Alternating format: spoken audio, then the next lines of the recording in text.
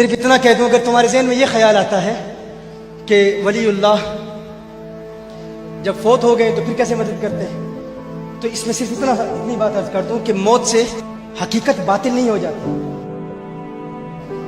موت سے حقیقت باطل نہیں ہوتی، مرنے کے بعد بھی حقیقتیں قائم رہتی ہیں کہ جو شخص قبر میں چلا جائے اگر اللہ کا پیارا ہو، اگر چاہے تو اللہ کے اذن سے جو باہر ہیں ان کو بھی اپنی آواز پہنچا سکتا ہے، یہ ممکن ہے۔ اس سے یہ بات بھی سمجھ آ گئی کہ اللہ کا بندہ، اللہ کا پیارا جو دنیا میں کرتا ہے اگر چاہے تو قبر میں بھی کرتا رہتا ہے، جو دنیا میں کرتا ہے اگر چاہے تو قبر میں بھی کرتا رہتا ہے، جو یہ آپ کا شوق بھی شیخ محقق نے پورا کر دیا ہے۔ وہ فرماتے ہیں، سوال اٹھایا کہ اللہ کا ولی جب تک زندہ ہوتا ہے تب تک مدد کرتا ہے یا پھر قبر میں چل کے بھی وہ کر سکتا ہے؟ آپ نے جو جواب دیا ذرا حوصلے والا بندہ سنیں۔ آپ فرماتے ہیں ولی جب تک زندہ رہتا ہے وہ تب بھی مدد کرتا ہے، جب قبر میں چلا جائے اللہ کی عطا سے تب بھی کرتا ہے، لیکن دنیا میں رہ کے وہ مدد تھوڑی کرتا ہے، قبر میں جا کے زیادہ کرتا ہے۔ مجھے پتا تھا کئی بندے چپ ہو جائیں گے، یہ کی مطلب ہویا بھائی؟ دنیا میں رہ کے وہ مدد تھوڑی کرتا ہے، قبر میں چل کے مدد۔ بھائی اس کا فلسفہ کیا ہے ہمیں بھی سمجھاؤ۔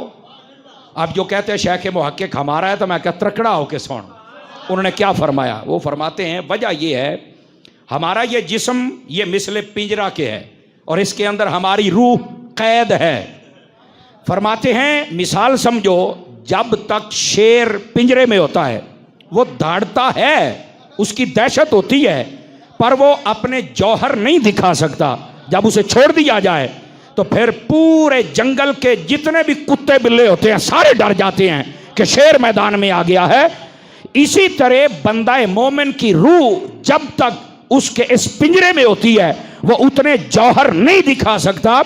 جب یہ روح یہاں سے نکل جاتی ہے اب جو بھی بلاتا ہے یہ اللہ کا ولی پہلے پہنچ جایا کرتا ہے۔ اب بات سمجھ آئی آپ سبھی حضرات کو؟ قل اغیر اللہ اتخذ ولیہ، اے نبی تم فرماؤ کہ کیا تم مجھے یہ مشورہ دے رہے ہو کہ میں اللہ کے سوا کسی اور کو اپنا پشت پناہ مانگ لوں؟ فاطر السماوات والارض، وہ اللہ جو آسمانوں اور زمین کا پیدا کرنے والا ہے، وَهُوَ يُطْعِمُ وَلَا يُطْعَمُ، جو سب کو کھلاتا ہے اور خود کچھ نہیں کھاتا۔ اوئے ہوئے ہوئے، سب کو کھلاتا ہے اور خود کھانے کا محتاج نہیں ہے۔ سر اگر یہ کوالٹی کسی میں ہے نا تو وہ مشکل کشا ہو سکتا ہے آپ کا۔ ہاں وہ تو سورۃ المائدہ میں اللہ نے فرمایا عیسیٰ اور ان کی ماں کھانا کھانے کے محتاج تھے۔ ایسوں کو اپنے نقصان اور نفع کا مالک سمجھتے ہو، اللہ کے سوا ایسوں کی عبادت کرتے ہو جو نہ تمہارے نفع کے مالک نہ نقصان کے مالک، یعنی نہ تو ان کی عبادت ہو سکتی ہے اور نہ آپ ان کو بندہ سمجھتے ہوئے ان سے مدد مانگ سکتے ہیں، کیونکہ وہ آپ کے نفع نقصان کے مالک نہیں، کیونکہ وہ تو خود محتاج ہیں روٹی کے جو اللہ انہیں کھلاتا ہے۔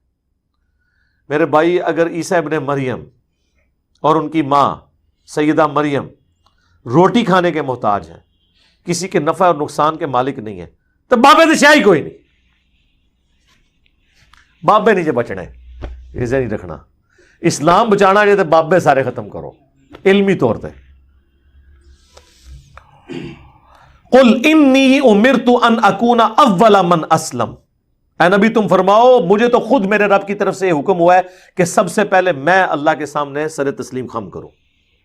لو جی، پیر فقیر بزرگان دین کے بارے میں جنہوں نے کبھی نماز بھی نہیں پڑھی ہوتی، یعنی جن کی بات ہو رہی، جو پڑھنے والے ہیں ان کی بات نہیں میں کر رہا، ان کے بارے میں لوگ کہتے ہیں دیکھیں جی نماز ذکر اذکار عبادت تو اس لیے کی جاتی ہے کہ اللہ تک بندہ پہنچے، اور جو اللہ تک پہنچ چکے ہیں ان کو تو اب ان چیزوں کی ضرورت ہی کوئی نہیں ہے۔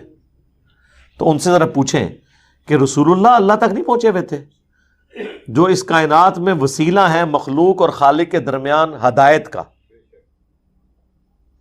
ان سے زیادہ کون اللہ تک پہنچا ہوا ہے؟ اور ان کے لیے حکم ہو رہا ہے نبی تم نے خود اپنی زبان سے کہنا ہے انی امرت، مجھے حکم دیا ہے میرے رب نے، ان اکون اول من اسلم، کہ سب سے پہلے میں مسلم ہو جاؤں، میں سر تسلیم خم کروں، ولا تکونن من المشرکین، اور یہ بھی حکم دیا گیا ہے کہ دیکھنا مشرکین میں شامل نہ ہونا۔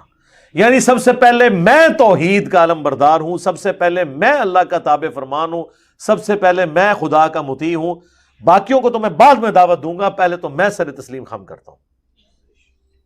اب مجھے بتائیں، اگر اللہ کے نبی کو یہ حکم دیا جا رہا ہے کہ آپ نے یہ کہنا ہے کہ میں نے شریعت کی پابندی کرنی ہے، میں نے اللہ کے سامنے سر جھکانا ہے، میں نے اللہ کے ایک ایک حکم کی پیروی کرنی ہے، تو بابت شاہی کوئی نہیں،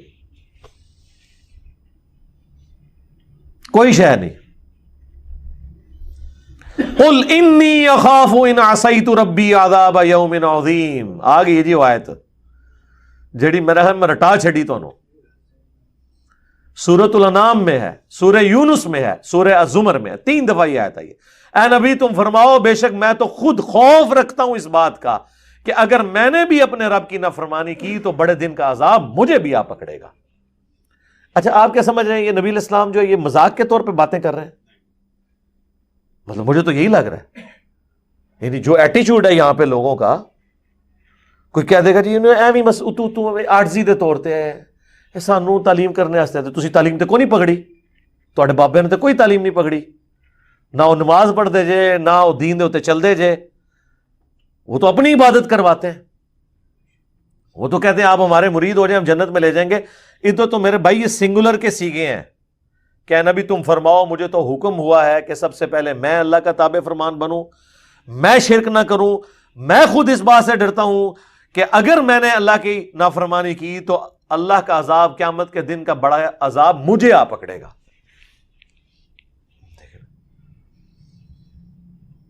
اندازہ کریں، میرا خیال ہے دنیا میں اگر سب سے بڑی کوئی مثال دی جا سکتی تو یہی تھی نا، یعنی اللہ کی مخلوقات میں کوئی رسول اللہ سے بڑھ کر ہے کہ ہم جس کی مثال پیش کریں اور ان کو یہ یقین آئے کہ بابت شاہی کوئی نہیں، رسول اللہ سے تو بڑا کوئی نہیں ہے نا، تو باقی لوگ کس کھاتے میں بیٹھے ہوئے ہیں؟ اسی لیے دیکھ لیں کہ یہ سورۃ الانعام جو ہے نا ننگی تلوار ہے توحید کے اوپر۔ مجھے آج بھی یاد ہے ہمارے ہمسائے تھے، وہ قادیانی تھے اس وقت بھی، خیر ہم تھے بریلوی، بریلویوں سے بڑا کانفیڈنٹ کون ہوگا، عشق رسول کے علم بردار ٹھیکیدار۔ تو مجھے ابھی بھی یاد ہے ہم ایف ایس سی کے اسٹوڈنٹ تھے نا، تو کبھی ان سے گفتگو ہونی ختم نبوت کے حوالے سے یا اس طرح، وہ کہتے تھے بیٹا اس بات کو آپ چھوڑ دیں، آپ لوگ تو مشرک ہیں، آپ تو اللہ کا تعارف نہیں آپ لوگوں کو، رسول اللہ تک تو بعد میں بات ہوگی۔ اچھا جب میں نے کئی سالوں کے بعد یعنی 2008 میں نے جب قرآن پڑھنا شروع کیا، سورۃ الانعام میں نے پڑھی نا، وہ تو میرے کانوں سے تو دھواں نکلے نا، میں نے کہا یار یہ تو ابھی سٹارٹ ہوا ہے سرکار، یہ آج دیکھیں کون کون سی آیتیں آتی ہیں، یہ آج جتنی آیتیں آ رہی ہیں نا یہ آپ صرف ان کا ترجمہ جو ہے نا یہ پبلک میں بیان ہی نہیں کر سکتے، کاٹ کے رکھ دیں گے، وہ کہتے ہیں نا کاٹ کے رکھ دیں گے، کاٹ کے رکھ دیں گے تو اس وقت مجھے یاد ہے انہوں نے مجھے کہا تھا کہ بیٹا سورۃ الانعام کا بھی آپ نے ترجمے سے پڑھنی ہے، پھر بتانا ہے کہ آپ لوگ مسلمان بھی ہیں کہ نہیں۔ تو پھر مجھے بعد میں وہ باتیں یاد آئیں، میں نے کہا دیکھیں مسلمانوں کی پستی کا یہ لیول ہے کہ قادیانی بھی انہیں کچھ نہیں سمجھتے، اندازہ کر لو، یعنی اسی تو شاہی کوئی نہیں سا جدو قادیانی سانو کچھ نہیں سمجھتے تو باقی تو شاہی کوئی نہیں نا پھر۔ تو اب یہ دیکھ لیں، من یصرف عنہ یومئذ فقد رحمہ، جو اس دن عذاب سے بچا لیا گیا تو یقیناً اسی پہ اللہ نے رحم کیا، وذالک الفوز المبین، اور یہی ہے کھلی کامیابی، اللہم اجعلنا منہم، آمین۔ دیکھیں کس لیول تک، لو اگلی ایک اور خوراک لبو، وَإِن يَمْسَسْكَ اللَّهُ بِضُرٍّ فَلَا كَاشِفَ لَهُ إِلَّا هُوَ، اگر اللہ کسی کو پکڑ لے تکلیف کے اندر تو اس تکلیف کو کوئی نہیں چھڑا سکتا سوائے اس اللہ کے، یا سوائے عبد القادر جیلانی کے بقول بابوں کے، او جی وہ مصیبت آئی پھیر دیں دینے کسی اور تے سٹ دیں دینے 11ویں دیا کرو، قرآن تو کہہ رہے نہیں، جب اللہ پکڑ لے کوئی نہیں چھڑا سکتا، کوئی پیغمبر، کوئی فرشتہ، کوئی جن، کوئی بابا سوائے اس کے۔ اور ظاہر ہے یہ تکلیف دور کرنا یہ اللہ کی کوالٹی ہے، یہ اس کے ساتھ خاص ہے۔ سورہ نمل کی آیت نمبر 62 ہے، میرے خیال ہے وہ ایک سمجھ لیں جسے وہ تاش کی لینگویج میں کہتے ہیں نا یکا، وہ ہے وہ آیت. ہم جب کہتے ہیں نا ایاک نعبد و ایاک نستعین، اے اللہ تیری عبادت کرتے ہیں، تجھ سے مدد مانگتے ہیں، تو یہ کہتے ہیں دیکھیں ہم بزرگوں سے بھی جو مانگتے ہیں نا وہ اللہ سے ہی لے کے دیتے ہیں. آپ امی سے روٹی جو مانگتے ہیں تو کیا یہ شرک ہے؟ اس کا ہم ان کو جواب دیتے ہیں کہ میرے بھائی یہ تو اسباب ہیں، ان کا قرآن میں حکم ہے وَتَعَاوَنُوا عَلَى الْبِرِّ وَالتَّقْوَى وَلَا تَعَاوَنُوا عَلَى الْإِثْمِ وَالْعُدْوَانِ، نیکی اور پرہیزگاری کے کاموں میں ایک دوسرے کی مدد کرو، برائی میں الگ رہو. وہ کہتے ہیں ٹھیک ہے، لیکن اب دیکھیں جو بزرگان دین ہیں وہ بھی اللہ سے ہی لے کے دے رہے ہوتے ہیں، پیچھے اللہ ہی ہوتا ہے. اللہ نو پیچھے کر دو، ہاں کر دو پیچھے. اور اسی کہنا یار قرآن دی پیروی کر دو، کہتے ہیں اصل میں ساڈے بزرگوں اور اماماں نے بھی قرآن دی دسیا پیچھے نبی علیہ السلام ہی نے، نبی بھی پیچھے، اللہ بھی پیچھے، وہ منتسو پیچھے کے رہ گئے تھوڑے پلے. جو مسلمان اللہ رسول کو پیچھے کر دے اور بابے اور بزرگ آگے لے آئے تو وہ اپنے ایمان کی فکر کرے. پھر ہم انہیں سمجھاتے ہیں کہ دیکھیں بارش اللہ برساتا ہے لیکن ڈیوٹی فرشتوں کی، ہم مانگتے کس سے ہیں؟ اللہ سے. فرشتوں سے مانگیں گے تو مشرک ہے. وہ کہتے ہیں یہ ساری باتیں آپ کی ٹھیک ہیں لیکن قرآن میں یہ تو آیا کہ اللہ ہی سے مانگتے ہیں، یہ تو نہیں آیا کہ کسی اور سے نہیں مانگتے. ہم دیکھو ذرا اندازہ کرو. تو ہم نے کہا یہ بھی آیا ہوا ہے سورہ نمل کی آیت نمبر 62، توحید کی فیلڈ میں یکا، جس طرح آپ وہ کہتے ہیں نا تاش کی لینگویج میں اَمَّن يُجِيبُ الْمُضْطَرَّ إِذَا دَعَاهُ، بھلا بتاؤ تو کون ہے جو مصیبت میں گھرے ہوئے شخص کی فریاد کو سنتا ہے، وَيَكْشِفُ السُّوءَ، اور اس کی تکلیف اس سے دور کر دیتا ہے، وَيَجْعَلُكُمْ خُلَفَاءَ الْأَرْضِ، اور تمہیں خلیفہ کرتا ہے اگلوں کا زمین پر. یعنی جب تمہارے آباء و اجداد مرتے ہیں تو تمہارے مرنے کے بعد تمہاری اولاد سب ایک ایک کر کے مر رہے ہیں، اللہ جو ہے وہ زندہ ہے، ایک ایک کر کے وہ آنے والی نسلوں کو زمین کا مالک بناتا جاتا ہے. اصل مالک کون ہے؟ اللہ. اِلَٰهٌ مَّعَ اللَّهِ، کیا اللہ کے ساتھ کوئی اور الہ بھی ہے جس کی یہ کوالٹیز ہوں؟ قلیلا ما تذکرون، لیکن نصیحت بہت کم ہی حاصل کرتے ہو. کون سی کوالٹی؟ تکلیف اور پریشانی میں گھرے ہوئے شخص کی فریاد کو سننا، یہ اللہ کی کوالٹی ہے. تو یہاں پہ بھی آیا کہ اگر اللہ کسی کو پکڑ لے تکلیف کے ساتھ تو اسے کوئی دور نہیں کر سکتا سوائے اس کے. وَإِن يَمْسَسْكَ بِخَيْرٍ، اور اگر اللہ تعالیٰ کسی کے لیے خیر کا ارادہ کر لے فَهُوَ عَلَىٰ كُلِّ شَيْءٍ قَدِيرٌ، تو اللہ تعالیٰ ہر چیز پر قادر ہے.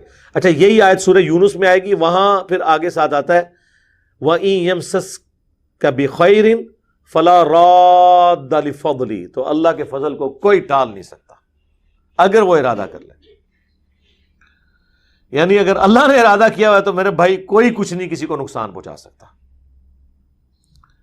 اسی کو نبی علیہ السلام نے ٹرانسلیٹ کیا ہے، صحیح بخاری اور صحیح مسلم دونوں میں حدیث ہے. حضرت معاویہ رضی اللہ تعالیٰ عنہ نے مغیرہ ابن شعبہ کو خط لکھا کہ آپ کوئی ایسا وظیفہ مجھے بتائیں جو اللہ کے نبی سے آپ نے خود سنا ہو. تو انہوں نے کہا کہ نبی صلی اللہ علیہ وآلہ وسلم ہر فرض نماز کے بعد پڑھا کرتے تھے لا الہ الا اللہ وحدہ لا شریک لہ لہ الملک ولہ الحمد وہو علی کل شیء قدیر اللہم لا مانع لما اعطیت ولا معطی لما منعت ولا ينفع ذا الجد منک الجد. کہ اللہ جسے تو عطا کرے اسے کوئی چھین نہیں سکتا، جسے تو چھین لے اسے کوئی عطا نہیں کر سکتا، اور بڑے سے بڑے شخص کو اس کا منصب اور عہدہ کوئی فائدہ نہیں پہنچا سکتا. تو یہ دعا ہم پڑھتے ہیں ہر فرض نماز کے بعد. وَهُوَ الْقَاهِرُ فَوْقَ عِبَادِهِ، اور وہ چھایا ہوا ہے اپنے بندوں کے اوپر، غالب ہے، یعنی چسک نہیں سکتا کوئی اس کی مرضی کے بغیر. وَهُوَ الْحَكِيمُ الْخَبِيرُ، اور وہی حکمت والا ہے اور خبر رکھنے والا ہے.